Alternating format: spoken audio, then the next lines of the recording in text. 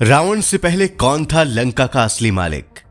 रावण से पहले किसकी थी सोने की लंका? आखिर कैसे मिली रावण को सोने की लंका? क्यों माता पार्वती ने दिया लंका को श्राप? दोस्तों, आपने अक्सर देखा होगा कि लोगों की जुबान पर हमेशा स्वर्ण नगरी लंका के ही चर्चे रहते हैं।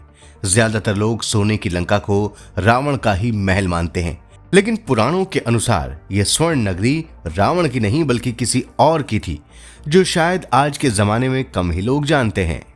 इसलिए आज के इस वीडियो में हम आपको असल में लंका किसकी थी और कैसे रावण ने स्वर्ण नगरी लंका में अपना हक जमाया, उसकी पूरी कहानी बताएंगे। कहानी को जानने के लिए इस वीडियो को अंत तक जरूर देखें। तो पहले बात करेंगे कि आखिर स्वर्ण नगरी लंका को बनाया किसने था और क्यों बनाया था। रामायण के अनुसार रावण की लंका बहुत सुंदर थी, इसे स्वर्ण नगरी के नाम से जाना जाता था, इसलिए रावण को लंकापति भी कहा जाने लगा। लेकिन अब सवाल यही है कि अगर लंका रावण के लिए नहीं थी तो किसके लिए बनाया गया था यह सोने का महल, और फिर कैसे यह महल रावण को मिला? इसकी कहानी हमें रामायण और शिव पुराण में मिलती है। कथा के अनुसार एक दिन माता लक्ष्मी मां पार्वती जी से मिलने के लिए कैलाश पर्वत पर गईं।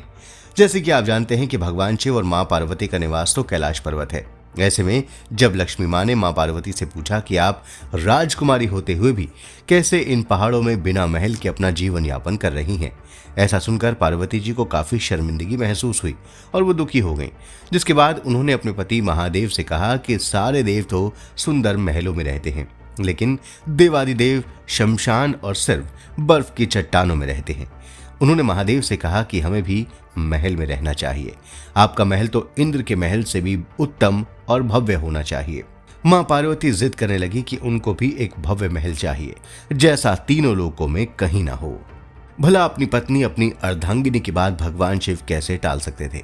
पार्वती जी की इस बात को तुरंत मानते हुए महादेव ने विश्वकर्मा और कुबेर देव को बुलाकर एक सोने का महल बनाने का आदेश दिया।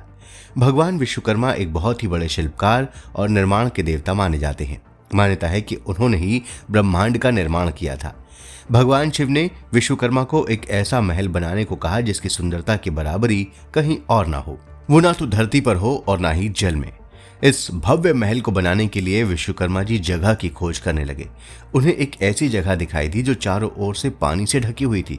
बीच में 3 सुंदर पहाड़ दिख रहे थे। उस पहाड़ पर तरह तरह के फूल और पौधे दिख रहे थे।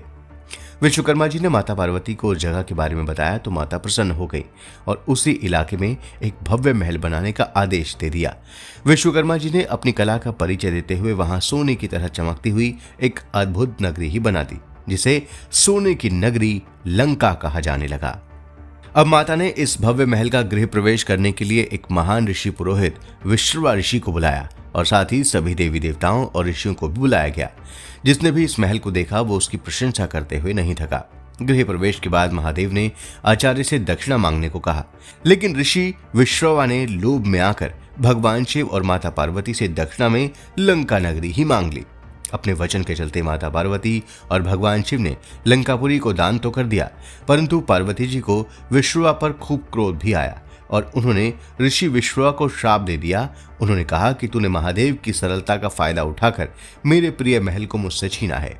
एक दिन महादेव का ही अंश इस महल को जलाकर कोयला कर देगा और साथ ही तुम्हारे कुल का भी इसी तरह विनाश होगा। तो दोस्तों, ये थी कहानी लंका नगरी को बनाने की। अब बात करेंगे कि इस लंका में रावण का राज कब और कैसे हुआ। इसकी कहानी का जिक्र भी रामायण में ही मिलता है। धन के देवता कुबेर को सोने की लंका उनके पिता ऋषि विश्रवा ने ही दी थी। कुबेर लंका से ही अपना काम किया करते थे। लंका का सुनहरा शहर उनके लिए पूरी तरह से उपयुक्त था और इसीलिए उनके पिता ने उन्हें वहां जाने के लिए कहा।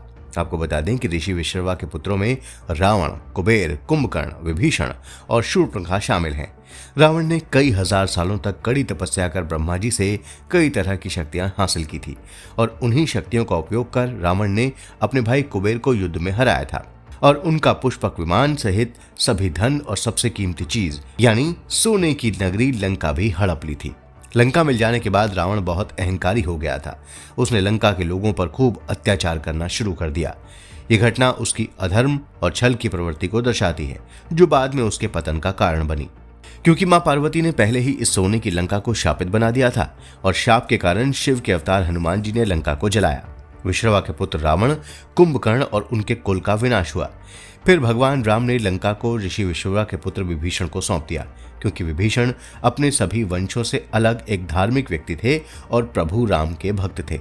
विभीषण ने अपने सगे भाई रावण के विरुद्ध जाकर धर्म के लिए भगवान राम का साथ दिया था और धर्म का साथ देते हुए श्री राम के पक्ष में आ गए थे।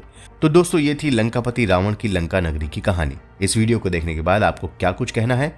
अगर आपको हमारा वीडियो पसंद आया हो तो आप इसे जरूर लाइक करें, और अगर आप हमारे चैनल पर सनातन धर्म से जुड़े और भी रहस्य जानना चाहते हैं तो आप हमारे चैनल द कर्मा को भी तुरंत सब्सक्राइब कर लें। धन्यवाद।